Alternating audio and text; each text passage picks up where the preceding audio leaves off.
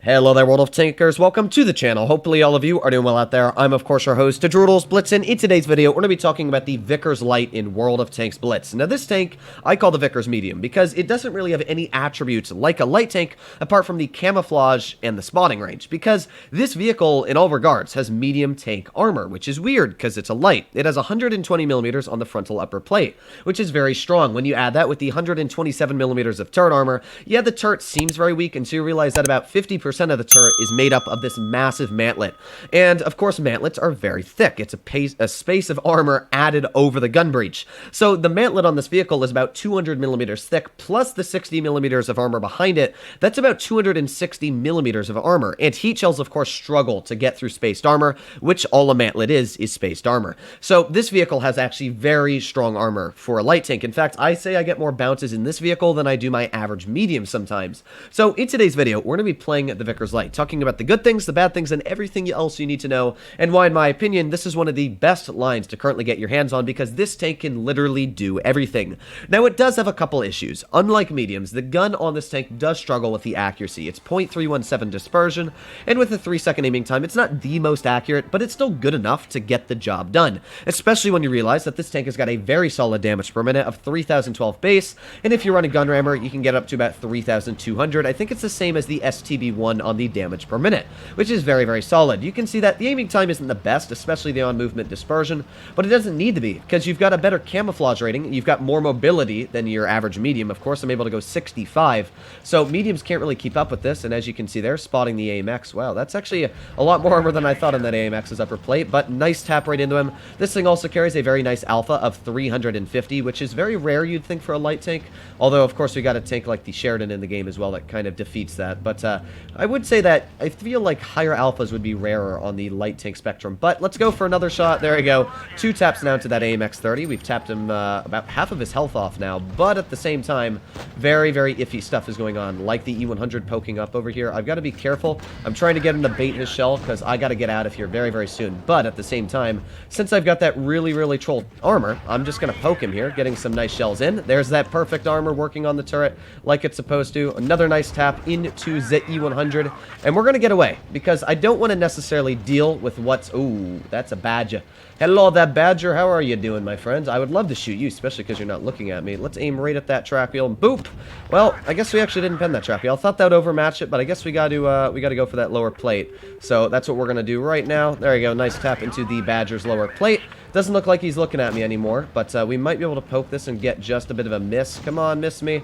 Oh, yep, there he goes, missing me. We've got the VK off to the side. Like, you can see just how strong this vehicle is. It's a medium, in all regards, to be fair. It does the role of a medium. You can see here I'm just bullying a VK90 with a light tank. And, you know, normally lights don't really bully a heavy like this, but we're doing it quite easily with the Vickers. So, there you go, a bounce on the upper plate again. I'm just tormenting this poor guy here. And we're just going to aim right in on the side armor, if he's going to over-angle like that. Nice penetration through. And one more shell and we'll easily be breaking the 3,000 damage barrier. So let's aim in right on that cupola. Unfortunately, could not penetrate that shell, but no problem whatsoever, because we're just going to make our way off to the side of him. He's going to have to turn his tank, of course, because we're just making our way there. And good, my Ho-Re does exactly what I want him to. Now we've got the Badger off to the side, and as we all know, the Badger has got very poor mobility. So first of all, we're going to get the shell into the E4, probably finishing him off with our average roll. And now I'm going to get right behind this Badger and get one shell as well in. There you go, nice tap. Not necessarily penning him, but doesn't need the pen to do damage, of course. So we've got the Vickers off to the side, and as well the AMX 30 right here.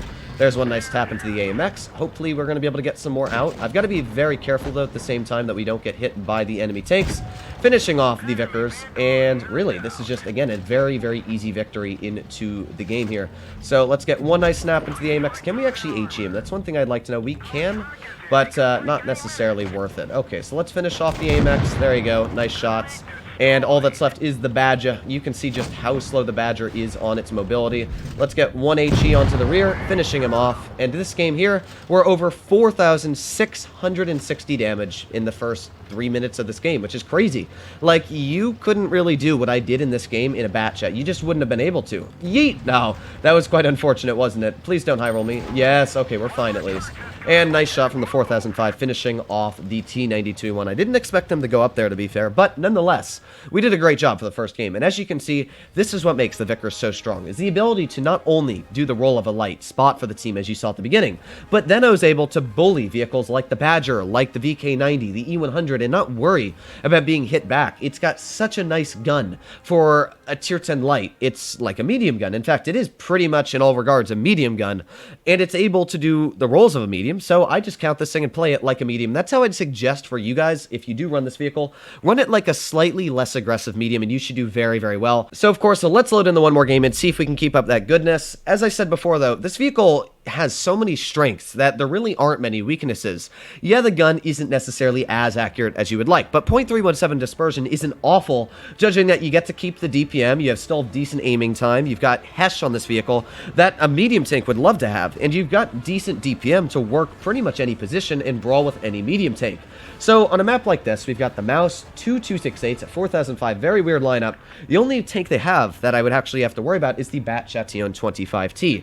And of course the Vickers rips apart a Batchat because I've got Hesh and he doesn't, which means that 2 shells from my tank equals about a full Batchat's clip. Very, very deadly from the Vickers. So what I'm going to do is I'm going to start off by poking at this bush right here. This is one of my favorite bushes because it spots pretty much everybody, but because they've got more of a heavy lineup, I'm not going to poke this one. I'm actually going to pop over here because we should be able to spot them crossing. And as you can see, perfect job so far from the Vickers, spotting at least one person. There you go, there's 2 people spotted, and yeah, I'm just going to kind of sit here. We might even be able to get a shell into the 57. Well, didn't pen it, but well, at least we're probably not going to be detected. Yeah, I didn't think so because there's nobody really to spot me. So not too bad of a result so far. As you can see, I'm just spotting for my team, getting some nice lookout everywhere.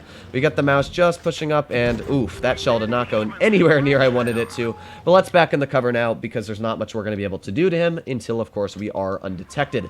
Now, the Mouse is a really strong tank, of course. It's got the armor, it's got a lot of things going for it, but one thing it does not have is mobility. So I do know that the Mouse is going to be pretty much fixed in position there.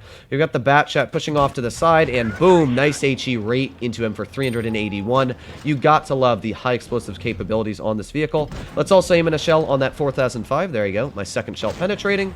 Don't you love the gun on the Vickers? And as well, we're going to aim in some shells on the 57 Heavy. In fact, I'm going to push in here to see if we can get even some more shells into him because, of course, I want to finish off an extremely deadly heavy tank.